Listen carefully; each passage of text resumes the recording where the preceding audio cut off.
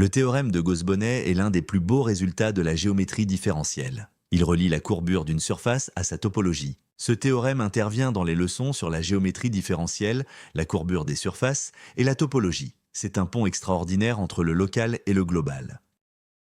Commençons par rappeler les objets en jeu. On travaille avec des surfaces régulières plongées dans l'espace. On considère S une surface compacte, orientable, sans bord. Par exemple, une sphère, un tore ou un bretzel. La courbure de Gauss-K en un point est le produit des deux courbures principales kappa1 et kappa2. Quand K est positif, la surface est localement convexe, comme une sphère. Quand K est négatif, la surface a une forme de sel. Et quand K est nul, la surface est localement plate. Visualisons cela. Sur une sphère, la courbure de Gauss est positive partout. Les deux courbures principales vont dans le même sens. Sur une selle de cheval, la surface courbe vers le haut dans une direction et vers le bas dans l'autre. La courbure de Gauss est donc négative. L'autre ingrédient est la caractéristique d'Euler notée chi de S. Pour toute triangulation de S avec V sommet, E arête et F face, on a chi égale V moins E plus F. Pour la sphère, K chi vaut 2. Pour le tore, chi vaut 0. Et en général, pour une surface de genre G, chi vaut 2 moins 2 grains. La caractéristique d'Euler est un invariant topologique. Elle ne change pas quand on déforme continuellement la surface. Voici l'énoncé. Soit S une surface compacte orientable sans bord. Alors, l'intégrale double de la courbure de Gauss-K sur toute la surface S est égale à 2 pi fois la caractéristique d'Euler chi de S. C'est remarquable. Le membre de gauche est une quantité géométrique calculée à partir de la courbure locale. Le membre de droite est un invariant purement topologique. Vérifions le théorème sur la sphère de rayon R. Sa courbure de Gauss vaut 1 sur R carré, constante partout. L'aire de la sphère vaut 4 pi R carré. Donc l'intégrale de K vaut 1 sur R carré fois 4 pi R carré, ce qui donne 4 pi. Et en effet, 4 pi égale 2 pi fois 2, soit 2 pi fois KHI de la sphère. Le théorème est vérifié. Regardons maintenant le tore. Sur la partie extérieure, la courbure est positive. Sur la partie intérieure, elle est négative. Et le miracle, c'est que les contributions positives et négatives se compensent exactement. L'intégrale totale vaut 0. Et 0, c'est bien 2 pi fois KHI du tore, puisque chi du tore vaut 0. Le théorème est encore vérifié. Le théorème dit quelque chose de profond. On peut déformer la surface comme on veut, la courbure totale ne change pas. Que l'on écrase la sphère, qu'on l'étire, qu'on la déforme tant qu'on ne la perce pas, l'intégrale de K reste égale à 4 pi. Passons à la démonstration. On va procéder en 5 étapes en utilisant une triangulation de la surface.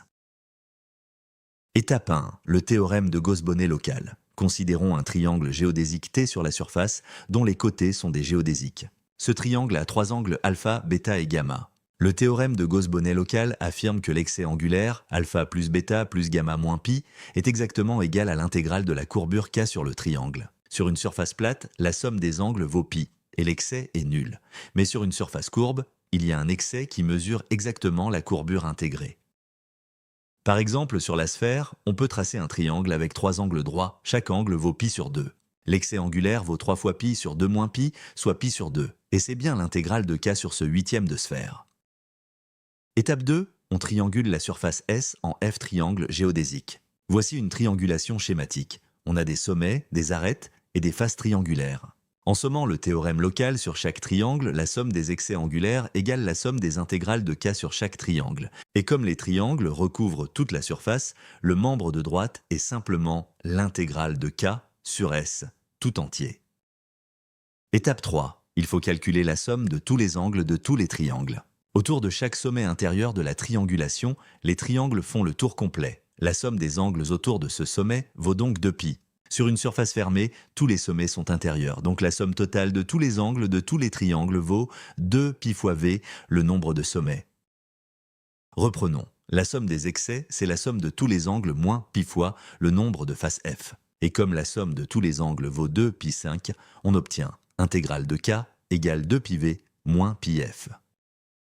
Étape 4. On utilise la formule d'Euler pour les triangulations. V moins E plus F égale KHI de S. De plus, dans une triangulation, chaque face a 3 arêtes et chaque arête est partagée par 2 faces. Donc 3F égale 2E. Étape 5, la conclusion. On part de intégrale de K égale 2 pi V moins pi F. De 3F égale 2E, on tire E égale 3F sur 2. Et la formule d'Euler donne alors V égale KJ plus F sur 2. En substituant 2 pi C moins pi F donne 2π fois khi plus f sur 2 moins πf. Les termes en f se simplifient. Et il reste exactement 2π de s. C'est le théorème de Gauss-Bonnet. Résumons la preuve. 1. Le théorème local relie excès angulaire et courbure. 2.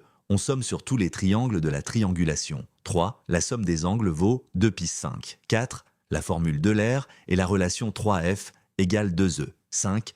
Tout se simplifie en 2π kj de s. Quelles sont les conséquences? D'abord, toute surface homéomorphe à la sphère a une intégrale de courbure égale à 4π, quelle que soit sa forme.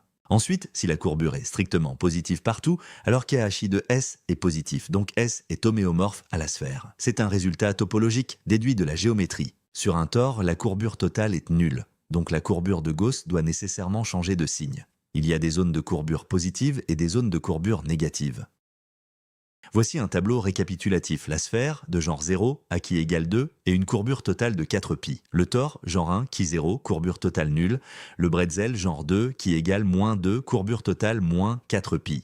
Plus la surface a de trous, plus la courbure totale est négative. Chaque trou supplémentaire retire 4π à la courbure totale.